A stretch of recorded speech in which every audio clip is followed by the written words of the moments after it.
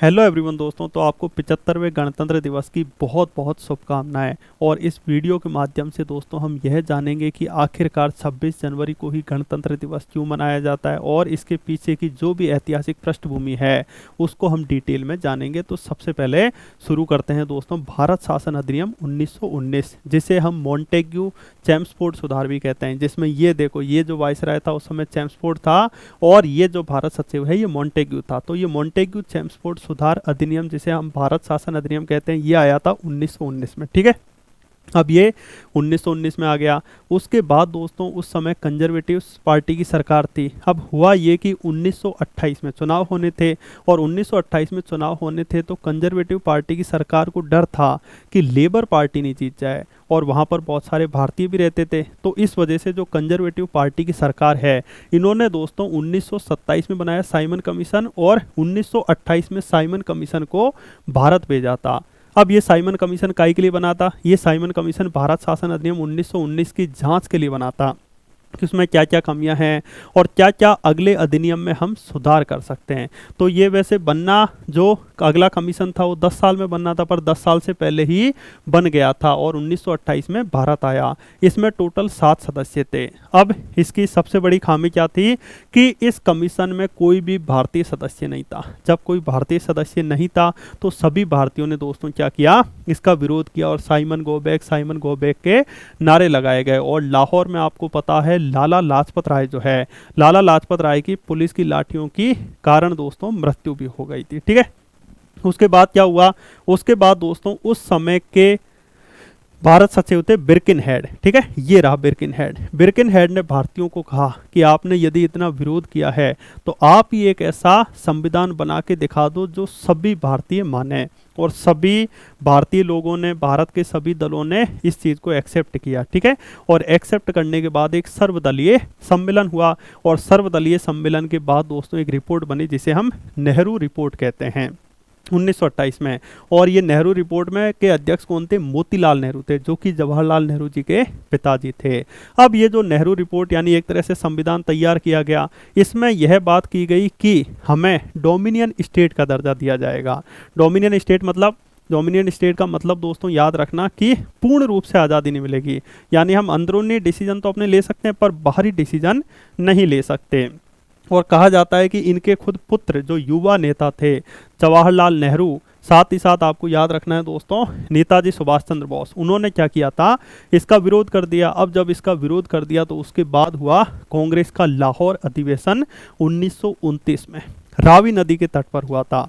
अब जब ये कांग्रेस का दोस्तों लाहौर अधिवेशन हो रहा है, पंडित जवाहरलाल नेहरू इस लाहौर अधिवेशन के क्या हैं? अध्यक्ष हैं। इस लाहौर अधिवेशन में रावी नदी के तट पर कहा गया कि अब हमें स्वाधीनता नहीं चाहिए, अब हमें पूर्ण स्वाधीनता चाहिए। अब हमें क्या चाहिए?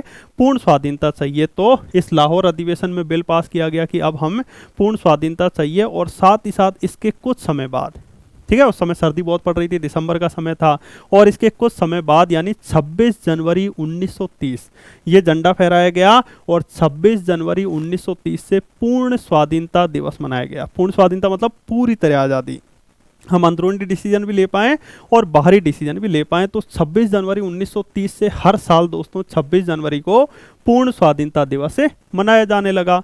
अब हर साल मनाया जा रहा है दोस्तों। उसके बाद हम थोड़ा और आगे बढ़ते हैं। घटना है 1945 की। 1945 में लेबर पार्टी की सरकार बनती है और लेबर पार्टी की सरकार बनती है तो क्लीमेंट एटली जो है वो प्रधानमंत्री बनते हैं। और क्लीमेंट एटली अपनी मंत्रिपरिषद के 3 सदस्यों को भारत भेजते हैं, जिसका नाम है cabinet mission. Sir Stafford Cripps हो जाएंगे, लॉर्ड पैथिक लॉरेंस हो जाएंगे और एवी अलेक्जेंडर। ये रहा दोस्तों एटली, देख लो हुक्का पी रहा है, पता नहीं क्या पी रहा है। ठीक है, तो अब कैबिनेट मिशन दोस्तों भारत आता है। कैबिनेट मिशन का उद्देश्य क्या था? संविधान बनाने के लिए संविधान सभा कैसी बनाई जाए ये डिसाइड किया जाए। तो कैबिनेट मिशन की प्रस्तुतियों के आधार पर दोस्तों संविधान सभा बनी। संविधान सभा की पहली बैठक 9 दिसंबर 1946 को हुई। 389 सदस्य चुन के आए। संविधान सभा का चुनाव अप्रत्यक्ष रूप से हुआ। संविधान सभा ने संविधान बनाना चालू की और इसी बीच में दोस्तों 15 अगस्त 1947 को अपने भारत के टुकड़े हो गए।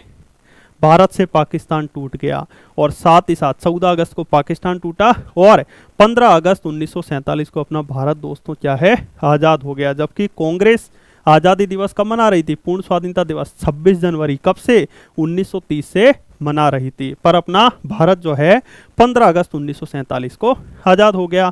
और इसी बीच दोस्तों अपना क्या बन रहा है, संविधान बन रहा है और संविधान बन के कंप्लीट होता है 26 नवंबर 1949 को। कब बन के कंप्लीट होता है, 26 नवंबर 1949 को अपना संविधान बन के कंप्लीट होता है। उस समय 284 सदस्यों ने क्या किए थे दोस्तों, हस्ताक्षर किए थे और उस समय बहुत सारे प्रावधान जो है वो लागू भी हो गए थे।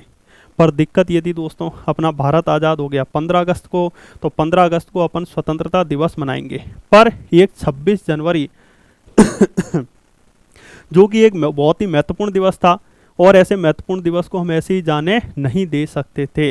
इसीलिए अपने भारत का संविधान जो है 26 जनवरी को लागू किया गया और इसीलिए हम दोस्तों 26 जनवरी को ही गणतंत्र दिवस मनाते हैं। ठीक है, 26 जनवरी को ही गणतंत्र दिवस मनाते हैं और ये आपको सभी को समझ में आ चुका होगा। अब आप एक कमेंट बताइए, आपको एक क्वेश्चन है कि 26 जनवरी 2024 को जो गणतंत्र दिवस अभी हाल ही में हम मना रहे हैं, इसमें मुख्य अतिथि कौन है, ये आप कमेंट के माध्यम से बताइए और आपको वीडियो कैसा लगा ये भी जरूर बताइए। सो थैंक यू फ्रेंड्स, जय हिंद जय भारत।